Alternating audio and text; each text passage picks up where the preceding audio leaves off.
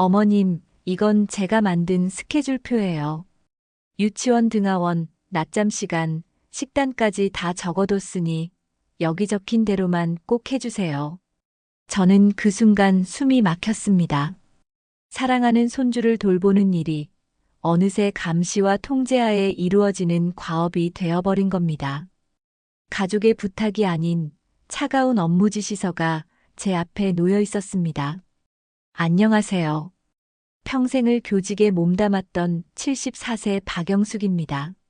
남편을 먼저 떠나보내고 외로운 마음에 손녀가 보고 싶어 자식 곁으로 갔을 뿐인데 어쩌다 저는 가족이 아닌 월급 70만 원짜리 가정부가 되어버렸을까요? 평생을 교직에 몸담았다가 이제는 퇴직하여 전북 군산의 작은 집에서 조용히 살고 있었습니다. 5년 전 제 인생의 동반자였던 남편을 먼저 떠나보낸 뒤로는 텃밭에 작은 생명들과 낡은 책들을 덧삼아 하루하루를 보냈습니다. 제 집 마당에는 남편이 심어놓은 커다란 감나무 한 그루가 있습니다. 가을이면 주홍빛 감이 주렁주렁 열리곤 했죠. 남편이 살아있을 땐 그 감을 따서 함께 곶감을 만들며 겨울을 나곤 했는데 이제는 저 혼자 덩그러니 남은 감나무를 보며 남편을 그리워하는 것이 일상이 되었습니다. 외로웠냐고요? 물론입니다. 자식들을 다 키워보내고 평생을 함께한 짝꿍마저 없으니 집은 너무나도 넓고 밤은 유난히 길었습니다. 그러던 어느 가을날 오후였습니다. 텃밭에서 흙 묻은 호미를 털고 있는데 아들 준호에게서 전화가 걸려왔습니다. 엄마, 잘 지내? 목소리가 왜 이렇게 힘이 없어? 아니다. 괜찮다. 그냥 좀 그렇지 뭐. 엄마, 혼자 계시면 위험해요. 그러지 말고 우리랑 가까이 사세요. 서울에 방 얻어드릴게. 손녀 수빈이도 매일 할머니 보면 얼마나 좋아하겠어요. 아들의 목소리는 진심 어린 걱정으로 가득 차 있었습니다. 그 순간 제 머릿속에는 7살 손녀 수빈이의 해맑은 얼굴이 떠올랐습니다. 작년 설에 보고 한 번도 보지 못한 눈에 넣어도 아프지 않을 내 강아지. 영상통화 너머로 할머니 보고 싶어요. 라며 손을 흔들던 그 모습이 아른거렸습니다. 그래, 이 적막한 집에서 남편의 그림자만 붙들고 사는 것보다 손녀의 웃음소리를 들으며 사는 것이 더 낫지 않겠는가. 저는 결국 평생의 추억이 깃든 군산집을 정리하고 서울로 올라가기로 결심했습니다. 집을 정리하는 내내 가슴 한편이 아려왔습니다. 벽에 걸린 낡은 가족사진, 남편이 쓰던 손때 묻은 책상, 제가 텃밭에서 쓰던 낡은 호미까지 제 인생의 모든 것이 이 집에 있었으니까요. 이웃들과 마지막 인사를 나눌 때 옆집 순자 엄마는 제 손을 잡고 눈물을 글썽였습니다. 언니, 정말 가는 거요? 가서 아프지 말고 잘 살아야 해. 그렇게 저는 기대 반, 두려움 반의 마음을 안고 서울로 향했습니다. 제 인생의 마지막 여정이 될지도 모르는 길을 말입니다. 서울에 정착한 첫 한 달은 마치 제 인생에 다시 찾아온 봄날 같았습니다. 아침이면 창문 너머로 들려오는 아이들 웃음소리와 자동차 경적조차도 낯설지 않고 신기하게 다가왔습니다. 무엇보다도 손녀 수빈이를 매일 볼 수 있다는 기쁨이 제 삶을 환하게 밝혔습니다. 할머니, 매일 오후 유치원을 다녀온 수빈이가 현관문을 열고 달려와 제 품에 안길 때면 저는 세상 모든 행복을 다 가진 듯한 기분이 들었습니다.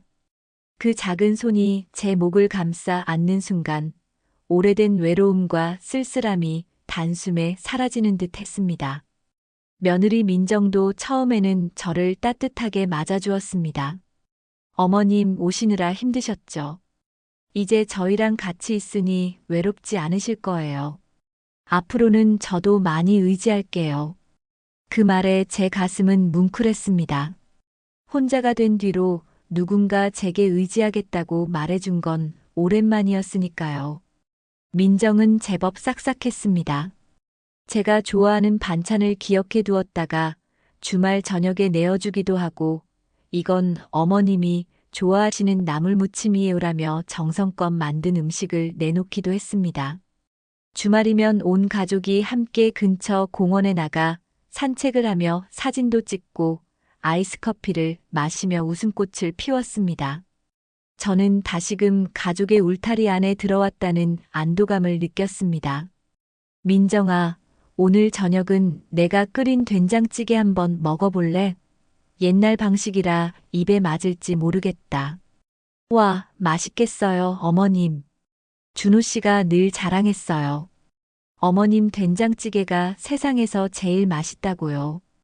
그 말을 들으니 젊은 시절 온 가족이 제 된장찌개를 둘러앉아 먹던 장면이 떠올라 눈시울이 붉어졌습니다. 그렇게 저는 매일같이 아들 내외와 손녀를 위해 밥을 짓고 집안을 돌봤습니다.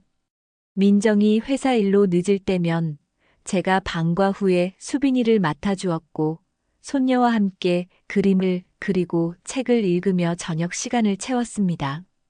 때로는 작은 주방에서 함께 쿠키를 구우며 깔깔 웃는 순간이 이어졌습니다. 그 시간들은 제게 활력소이자 인생의 보상이었습니다. 하지만 그 달콤했던 시간은 오래가지 않았습니다. 시간이 지나면서 민정의 태도가 아주 조금씩, 그러나 분명히 바뀌기 시작했습니다. 어느 날이었습니다. 유치원에서 돌아온 수빈이가 배고프다며 제 손을 잡아 끌었습니다. 저는 옛날 방식으로 쑥을 섞어 만든 쑥버무리를 해주었습니다. 따끈한 떡을 먹으며 수빈이는 한바구음을 지었습니다. 할머니, 이거 정말 맛있어요. 또 해주세요. 그 아이의 웃음을 보는 순간 제 마음은 뿌듯했습니다. 그래, 이게 할머니의 행복이지. 그런데 그때 퇴근한 민정이 현관문을 열고 들어와 아이가 떡을 먹는 모습을 보더니 얼굴이 굳어졌습니다. 어머님, 수빈이 간식은 제가 정해둔 유기농 과자만 주세요. 이런 떡은 탄수화물이 너무 높아서 성장에 좋지 않아요. 저는 순간 당황했지만 애써 웃으며 대답했습니다. 아, 그랬구나.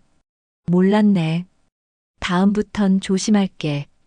그날 저녁 혼자 방에 누워 곱씹어 보니 마음이 쓰라렸습니다. 내가 평생 아이 키워온 방식이 잘못된 걸까? 그냥 손녀 입에 맛있는 걸 넣어주고 싶었던 건데. 며칠 뒤 또 다른 일이 있었습니다. 수빈이와 함께 TV로 옛날 만화 영화를 보고 있었습니다. 제가 즐겨보던 작품이라 손녀에게도 보여주고 싶었지요. 그런데 민정이 집에 들어오자마자 리모컨을 들어 TV를 꺼버렸습니다.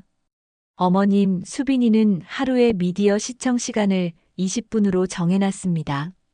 그것도 교육적인 영상만 보여주기로 했어요. 습관이 중요하거든요. 저는 난감한 미소만 지었습니다. 손녀가 조금 서운한 듯 제 옆구리를 꼭 끌어안았지만 저는 아무 말도 할 수 없었습니다. 내 방식은 틀렸고 며느리 방식만이 옳다는 듯한 민정의 단호한 눈빛이 내 가슴에 깊은 상처를 남겼기 때문입니다. 그때까지만 해도 저는 세대 차이구나. 요즘 젊은 엄마들은 유별나게 교육에 신경을 쓰는구나라고 스스로 위로하며 참아냈습니다. 하지만 마음 한구석에는 점점 서운함이 쌓였습니다. 내가 그저 낡고 쓸모없는 존재로 전락하는 건 아닌가, 손녀를 사랑하는 제 방식이 무시당하고 있는 건 아닌가 하는 생각이 날 괴롭혔습니다. 가족의 평화를 위해 제 감정을 드러내지 않았지만 제 안에서는 작은 금이 조금씩 넓어지고 있었습니다. 그것이 언젠가 큰 균열이 될지도 모른다는 불길한 예감이 제 마음을 무겁게 눌렀습니다. 시간이 흘러 며느리 민정이가 둘째를 임신하자 집안의 분위기는 완전히 달라졌습니다. 저는 임신한 며느리가 안쓰러워 가사와 아이 돌봄에 더욱 헌신했습니다. 입덧으로 힘들어하는 민정이를 위해 새벽부터 일어나 속에 부담이 덜 되는 죽을 쑤어주고 비위가 맞는 반찬을 준비했습니다. 청소며 빨래, 장보기까지 집안의 잡다한 일은 모두 제 몫으로 가져왔습니다. 며느리가 힘들어하는 모습을 보면 제 몸이 조금 고단한 건 중요하지 않았습니다. 이럴 때 도와주는 게 시어머니의 도리다. 가족이니까 서로 보듬어야지라는 마음이 제 안에 자리 잡고 있었기 때문입니다. 어머님 정말 감사해요. 어머님 안 계셨으면 큰일 날 뻔했어요. 민정이는 처음에는 고마움을 표했습니다. 말끝마다 감사 인사를 잊지 않았고 저를 향해 미소도 보냈습니다. 하지만 그 고마움은 시간이 지나면서 조금씩 사라져갔습니다. 감사의 말 대신 요구가 늘어났고 부탁은 점점 지시로 바뀌어 갔습니다. 처음엔 사소한 것들이었습니다. 어머님, 이건 이렇게 해주세요. 어머님, 저건 저렇게 해주세요. 저는 대수롭지 않게 넘겼습니다. 하지만 점점 민정이의 목소리에는 따뜻함보다 단호함이 더 많이 담기기 시작했습니다. 어느 날 저녁이었습니다. 하루 종일 수빈이를 돌보느라 지쳐있던 저는 잠시 의자에 앉아 숨을 고르고 있었습니다. 그때 민정이가 방에서 A 사용지 한 장을 들고 나왔습니다. 그녀는 조용히 제 앞에 종이를 내려놓으며 말했습니다. 어머님, 이건 제가 만든 수빈이 하루 스케줄표예요. 저는 순간 어안이 벙벙했습니다. 종이를 집어들고 살펴보니 아침 기상 시간부터 시작해 유치원 등하원, 낮잠, 간식, 학습, 놀이, 목욕, 취침까지 하루의 모든 일정이 빽빽하게 적혀 있었습니다. 심지어 몇 시 몇 분에 무슨 행동을 해야 하는지 마치 군대 훈련 계획표처럼 구체적이었습니다. 민정이는 마치 회사 팀장이 업무를 지시하듯 또박또박 설명을 이어갔습니다. 유치원 하원은 꼭 4시 정각에 시켜주시고 집에 오면 간식 먹이지 말고 바로 학습지부터 시켜주세요. 그리고 저녁 식단은 여기 적힌 대로만 준비해주세요. 다른 건 절대 안 됩니다. 요즘 애들 습관은 어릴 때부터 철저히 잡아야 해요. 어머님 세대처럼 대충 키우면 안 돼요. 저는 숨이 막혔습니다. 종이 위 빽빽한 글씨들이 점점 제 목을 조여오는 것 같았습니다. 사랑하는 손녀를 돌보는 일이 어느새 감시와 통제 아래에서 이루어지는 과업이 되어버린 겁니다. 저는 단순히 손녀와 함께 놀고 밥을 먹이고 이야기를 나누며 따뜻한 시간을 보내고 싶었습니다. 그러나 민정이의 눈에는 그저 규칙대로 움직이는 보육 담당자로서의 제 모습만 보이는 듯 했습니다. 어머님, 이건 꼭 지켜주셔야 해요. 제가 없는 동안 어머님이 교육 방식을 흔들면 수빈이가 버릇이 나빠져요. 그러니까 정확히 여기 적힌 대로 해주세요. 순간 제 마음속에서 뭔가가 무너져 내렸습니다. 저는 엄마이고 할머니입니다. 그런데 지금 제 앞에 놓인 이 종이는 저를 하나의 사람으로 보는 게 아니라 아이를 관리하는 도구로 여기는 것 같았습니다. 저는 말없이 고개만 끄덕였지만 가슴 속에서는 뜨거운 무언가가 치밀어 오르고 있었습니다. 여러분, 만약 사랑하는 자식에게 이런 스케줄표를 받으신다면 어떤 기분이 드시겠습니까? 저 역시 처음엔 며느리가 아이 교육에 열심이라는 생각으로 이해하려 했습니다. 하지만 곰곰이 들여다보니 이건 가족의 부탁이 아니었습니다. 정이 담긴 협의가 아니라 일방적인 지시였고 제 삶과 방식은 전혀 존중받지 못한 채 무시당하고 있었습니다. 저는 한동안 말이 나오지 않았습니다. 그저 종이를 들고 고개를 끄덕였지만 속으로는 울고 싶었습니다. 제가 여기 왜 왔을까요? 손녀 웃는 얼굴이 보고 싶어서, 가족과 따뜻한 시간을 보내고 싶어서 고향집을 팔고 이사까지 왔는데 그 결과는 무료 보육자라는 낙인이었습니다. 저는 엄마도 할머니도 아닌 값싼 노동력으로 전락한 기분이었습니다. 제 마음속에서 무언가 무너져 내린 결정적인 사건은 손녀 수빈이의 생일 파티에서 일어났습니다. 저는 그날을 위해 몇 달 전부터 용돈을 조금씩 아껴 모았습니다. 오랫동안 입고 다니던 옷을 새로 사려던 마음도 접었고, 시장에서 맛있는 반찬거리를 사려다도 꾹 참았습니다. 손녀가 좋아할 만한 선물을 꼭 사주고 싶었기 때문입니다.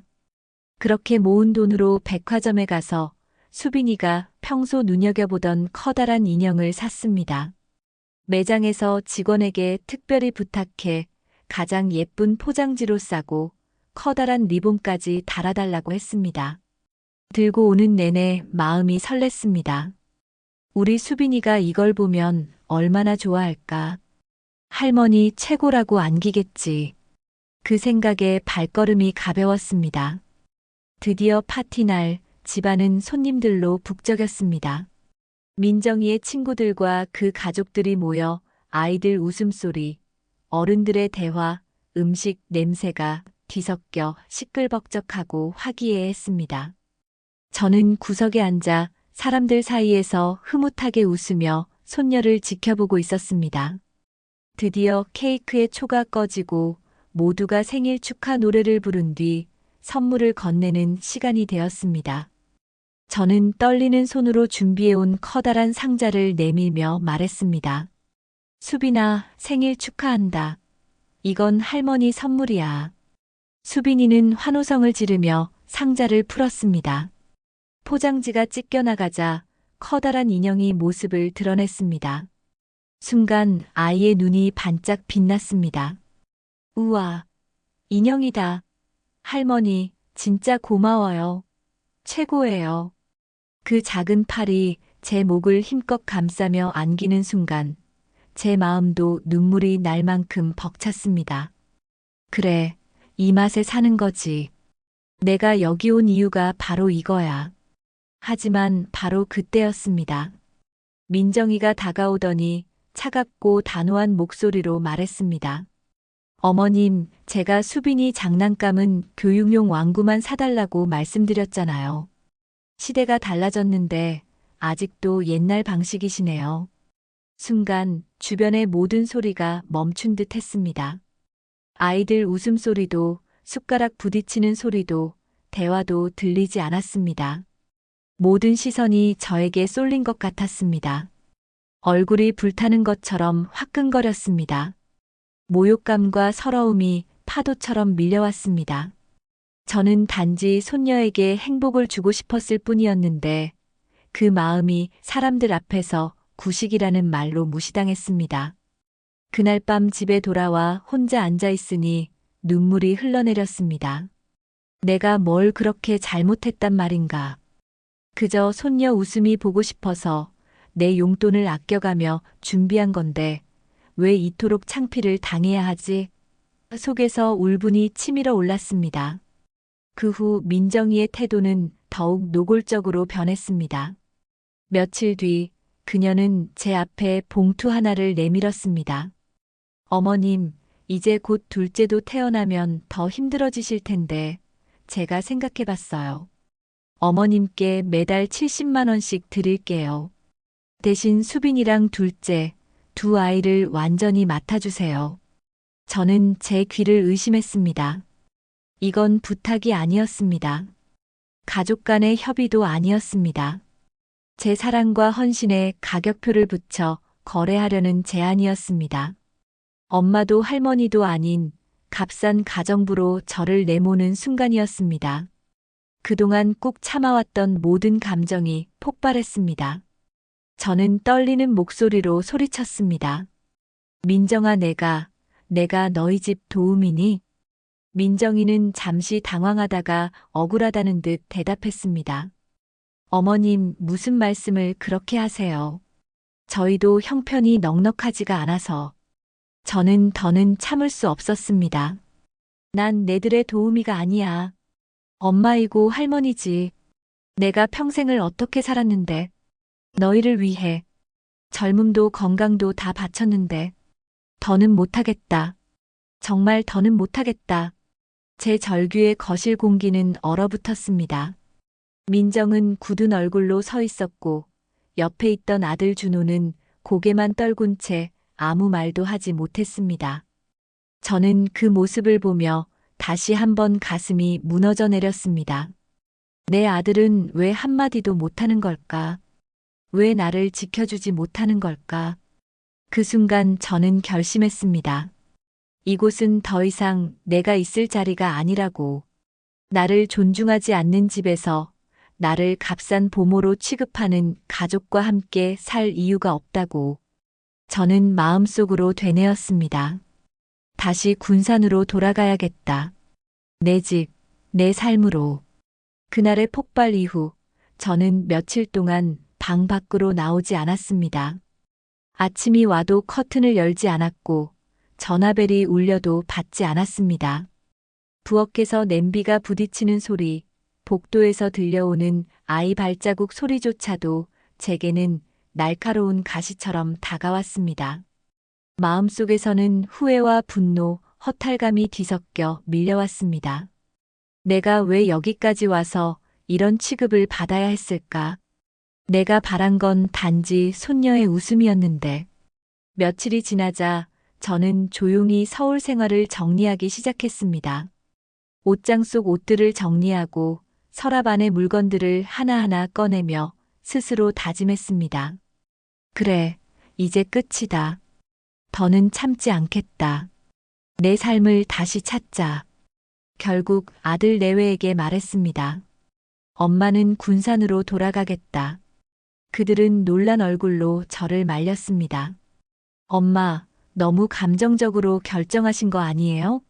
민정이도 후회하고 있어요. 하지만 제 결심은 확고했습니다. 아니다. 이미 마음을 정했다. 더는 이곳에 남아있을 이유가 없다. 서울로 오기 위해 팔았던 군산의 낡은 집이 떠올랐습니다. 그 집은 제 젊음과 추억이 서린 곳이었습니다. 다행히도 제가 살던 집을 매입했던 젊은 부부가 이사를 가게 되었다는 소식을 들었습니다. 저는 지체 없이 그 집을 다시 사기로 했습니다.